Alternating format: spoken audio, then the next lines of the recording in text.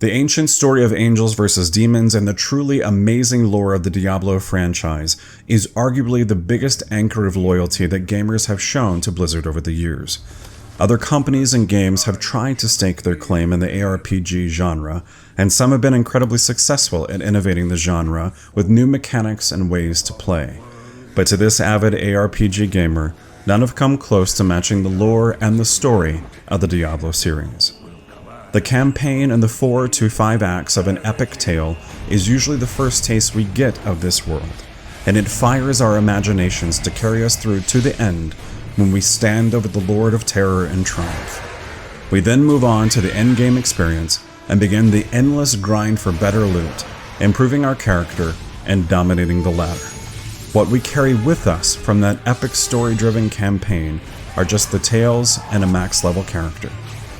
Perhaps we should have more than that to show where we've come from, what it means to us to be there, and to signal to the endgame that a powerful new character has arrived. I'm Raziel Prime, and I invite you to stay a while and listen.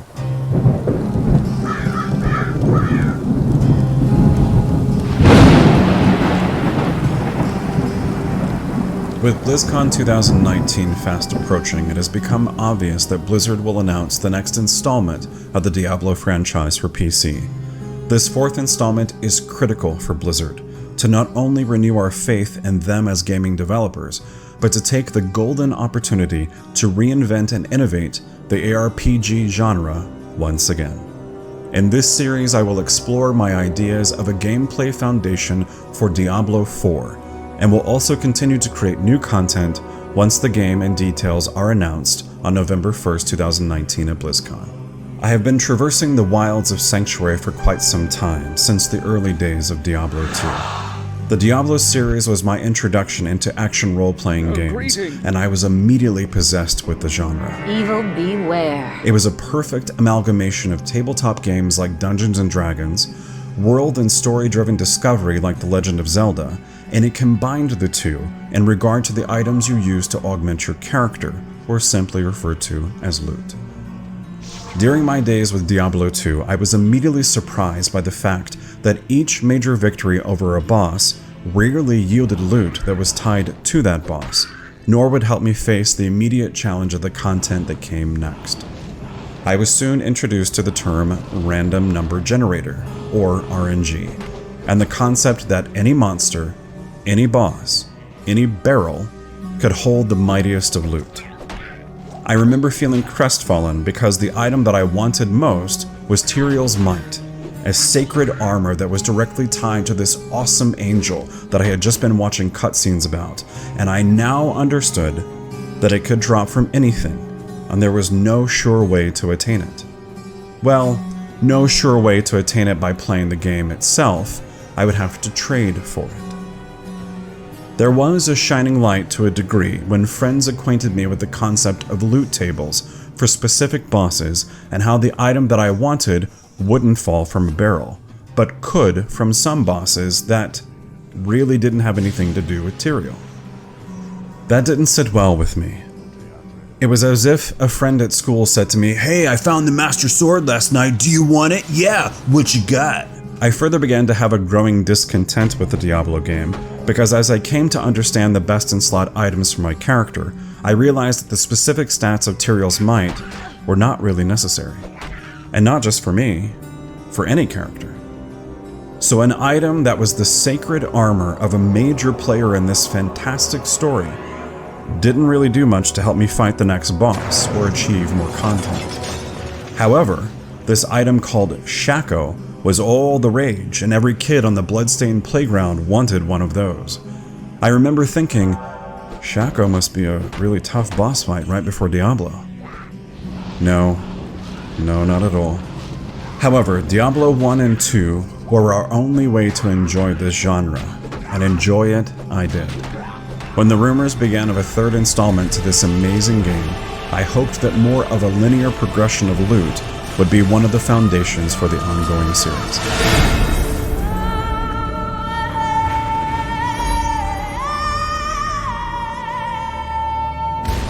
I was one of the lucky few that got early access to the Diablo 3 beta in 2012, and I played through the questline to reach the Skeleton King for what seemed like ages.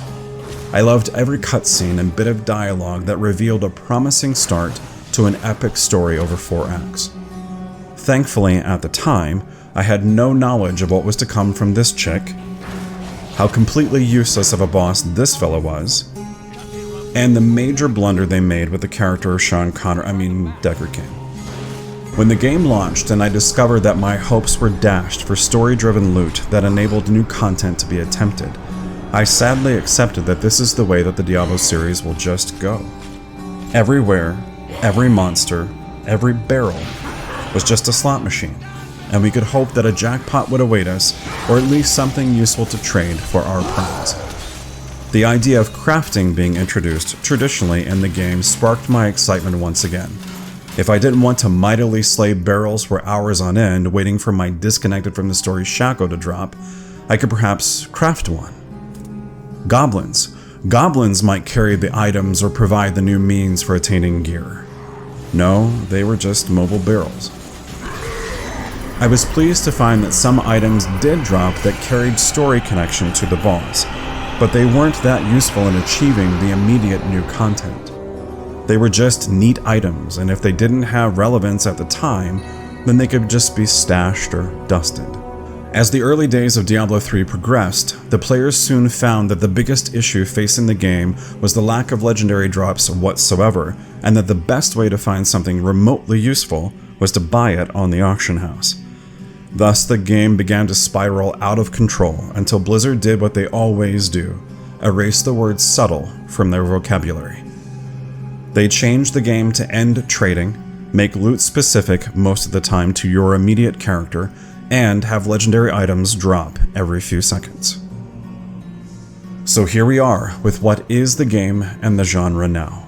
Not quite a tabletop, not quite a Zelda adventure, just a game that has a rich story, great music, great concepts, and the loot is given to you in various ways that all really just go back to one of these. What if it could change? Does it need to change? I think it does, and let me show you a small way that it can. Let's use Act 1, the Skeleton King, and the final act boss, the Butcher, as an example to explain my idea. When you kill the Skeleton King as the first significant boss encounter in Act 1, he would have a loot table that included 2 to 4 pieces of special gear that is associated to the lore and the design of the Skeleton King, and he is guaranteed to drop 1 upon each kill. Well, wait a second. They're already in the game in the form of these 4 legendary items. These items are just standalone Legos with unique properties that only one is really helpful at the time when you discover it. Let's say that when 3 of the 4 are worn as a set, they give a significant boost to the needs of a character at that level of content, with a legendary power to assist you with the end of the act. A young level 20-ish character could use a boost to DPS for sure, but what about a big splash to life? Maybe a generous increase to cooldowns. But the major shine of this fancy set of gear is boosting your resistance to fire and projectile attacks, so later in the act when you face off with Mr. Fresh Meat, you'll feel like you are well suited to the task to face the battle before you. These pieces of loot would not always be necessary to wear throughout the travels of the act.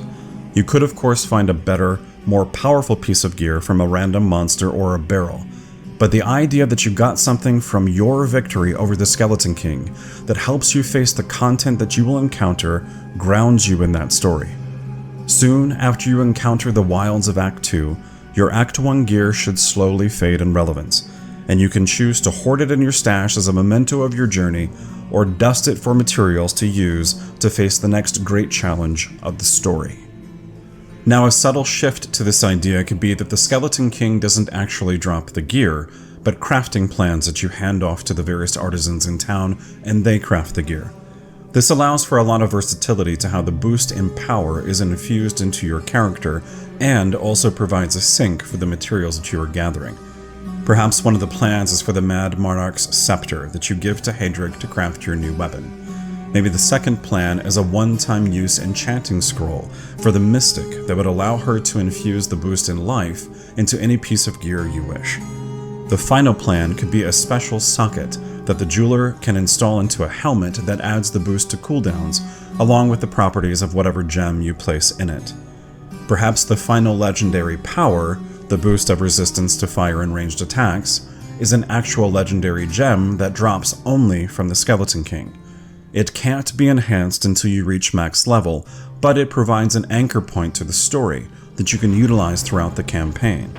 Perhaps when you're facing off against Diablo in the final act of the game, you choose to return the Jewel of the Skeleton King to your gear for that extra boost in resistance.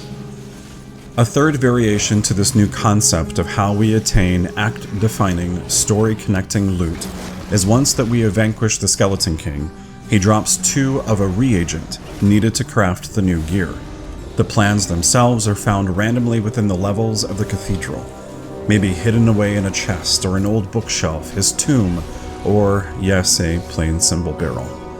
Those plans, along with the new reagent from the Skeleton King and normal crafting materials, allows you to craft 2 pieces of this special gear.